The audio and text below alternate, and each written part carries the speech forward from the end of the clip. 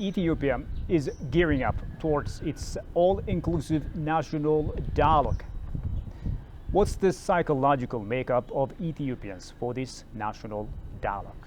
My guest today is Dr. Samuel Wolde. He will help us understand the situation. He's licensed clinical neuropsychologist, a professor and a lecturer at the Grand Canyon University. Ladies and gentlemen, this is Addis Dialogue with the program. I'm Shifara Alak. Do stay with us. Doc, thank you so much. Thank you so much for having me here. So I really want to start our discussion with your observation of Ethiopians' culture of using dialogues, roundtable discussions to solve issues. So can you walk me through some of the brief observations that you made in this regard? Right.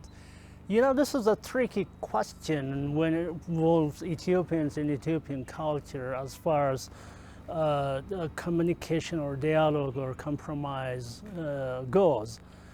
Even the first-class world diplomats made an observation a long time. Ethiopians are very difficult people when it comes to coming together for dialogue because they are not built to compromise. Ethiopians want to win, at any cost. They are like, they don't want to give any room, any space, whatever thought or idea or wish or desire or goal they have, they want it to win.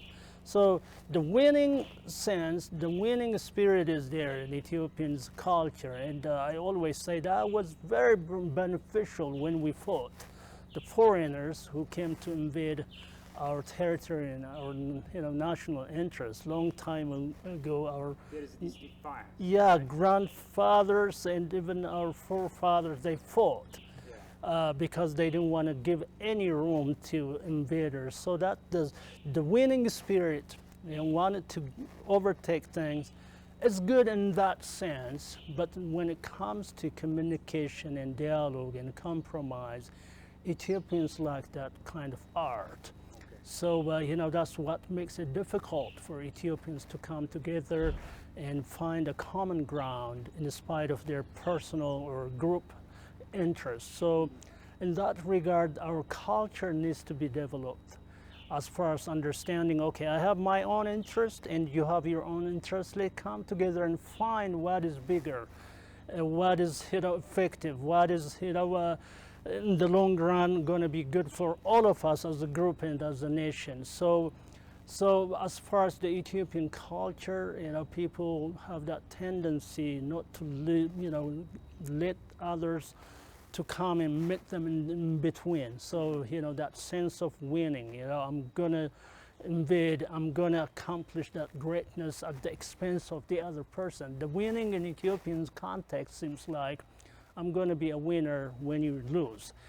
That kind of mentality won't do anything good when we are facing this great time and going into this national dialogue. People have to cultivate the idea that for us to win as a nation, as a group, we have to understand the communication has to be in the sense of compromise. Okay, I have mine and you have mine. Let's find out which one is better, or by bringing all ideas, all thoughts together, let's find out how we can develop something bigger than what I want as a person, as a group, or what you want as a person and as a group.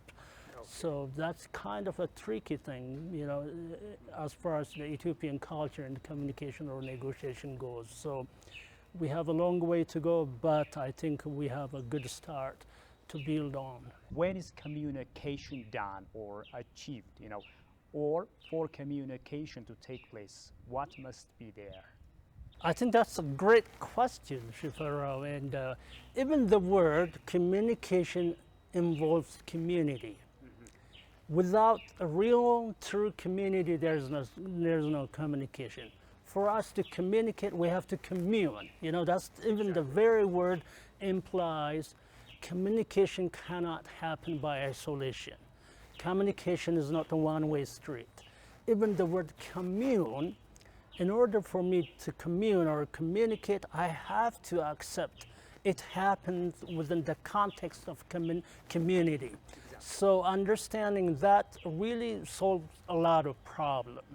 When we communicate, we have to also perceive and understand our communication can be effective as long as we have this strong sense of community. We come to build as a community.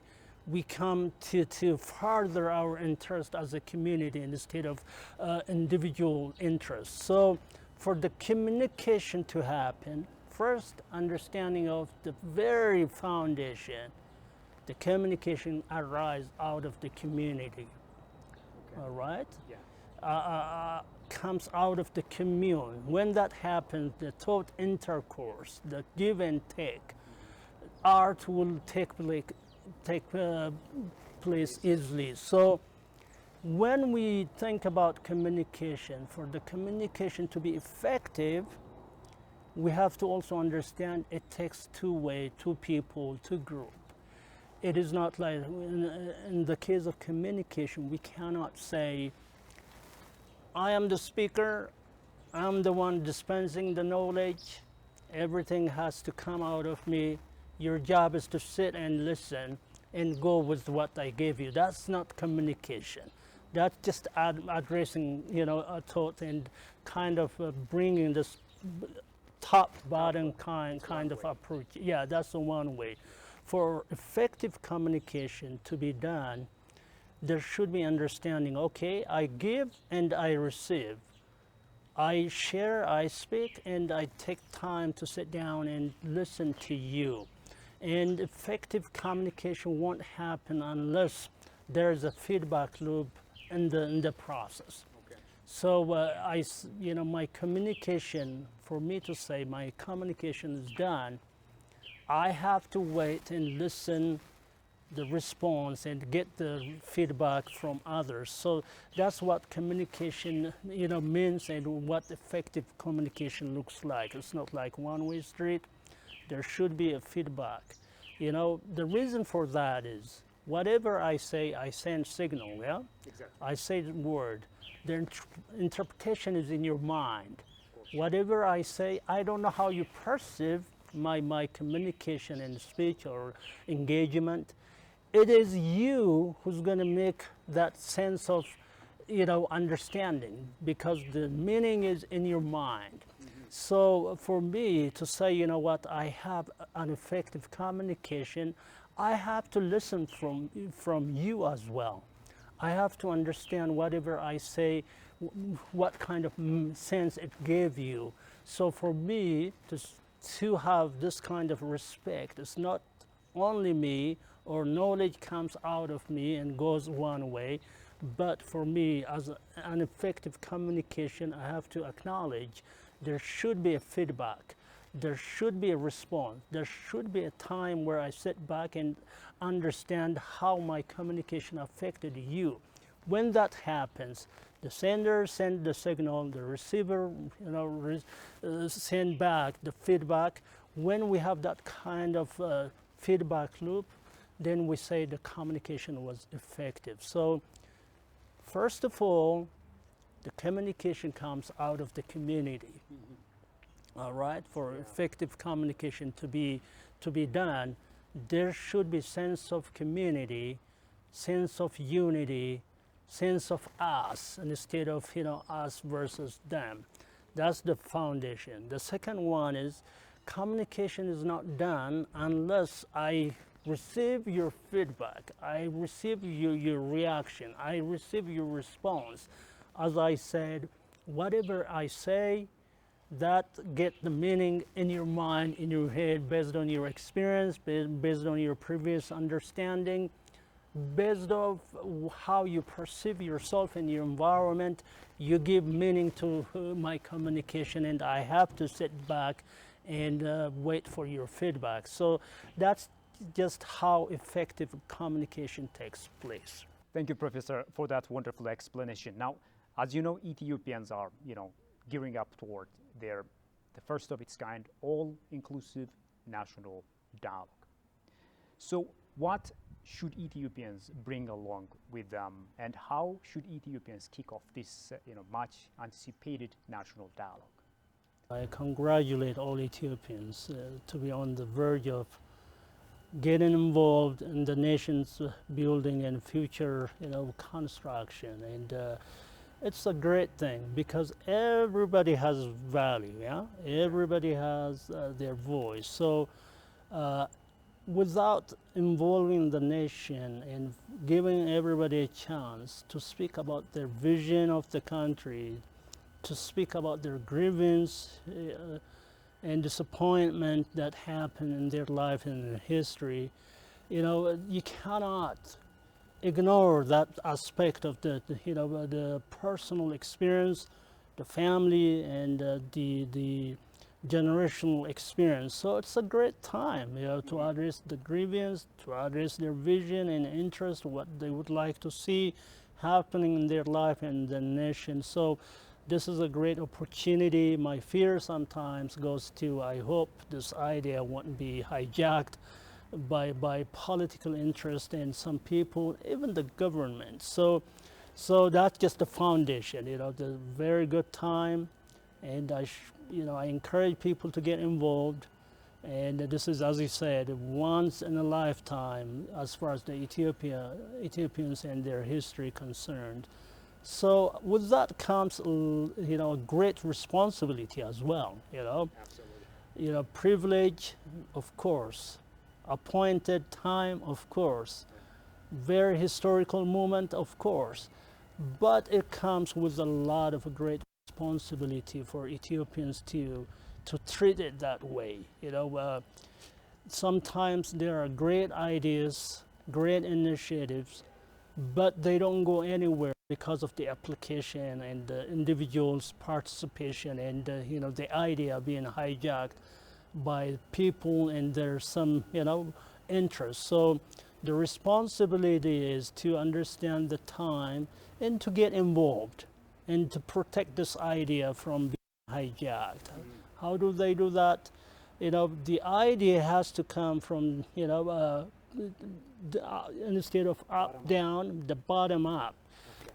When people are involved from the grassroots and the bottom, any change will last for a long time. And sometimes I see even the Ethiopian government trying to bring change from and down. They assign ministers and great poets, and they try to train them to be kind of fit for that position. That tells me people are not ready or assigned without being right people for that position. So when you train people, when you address people from the bottom up, from the grassroots area, any change will have a root to stand a test of time. And when you mobilize people from bottom up, your good idea have a backbone, and people really protect that. So for this dialogue to go farther and be effective, I think all the people needs to be engaged. And instead of agendas coming from top down, it's good to give people a chance. As I said, everybody has a vision. Everybody has some kind of interest what they would like to see in the nation life, and some even have a grievance that they haven't addressed properly, which needs to be addressed, needs to be given opportunity and a platform for people to raise and bring up those concerns. So this is a good time.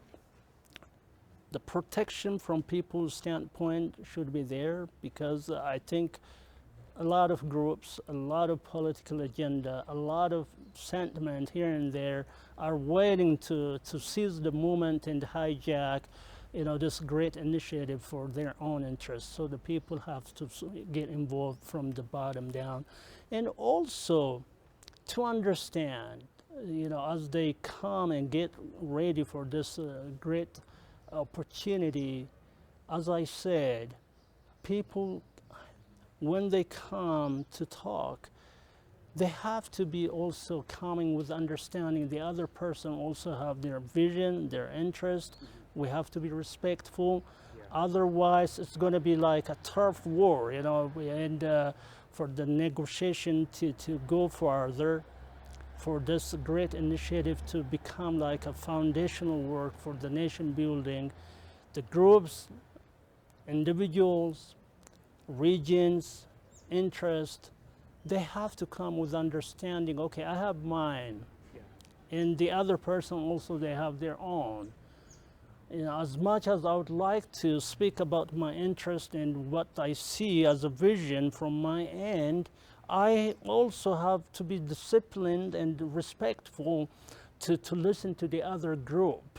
And a great thought also emerges when we bring our ideas together. Yeah? When ideas get processed in a very respectful manner, with the understanding of, at the end of the day, what matters is our nation kind of attitude, good things can emerge from that kind of dialogue. So that's what I see as important foundational work when the nation is gearing up to get engaged in this national dialogue. My thought might be, you know, necessary, but there should be some bigger thought that can come at the end of the day after we're having dialogue and exchange of ideas. So that's very important. So great opportunity for the nation, at the same time a great time to be aware, okay, this movement can be hijacked. How do you protect? Let's bring it from bottom up and let people get involved, let them have their day, you know, in this dialogue, in this conversation. Let's find out, you know, how we can develop a consensus, you know, by bringing all the interest and group into the table. So sometimes we kind of have a way, you know,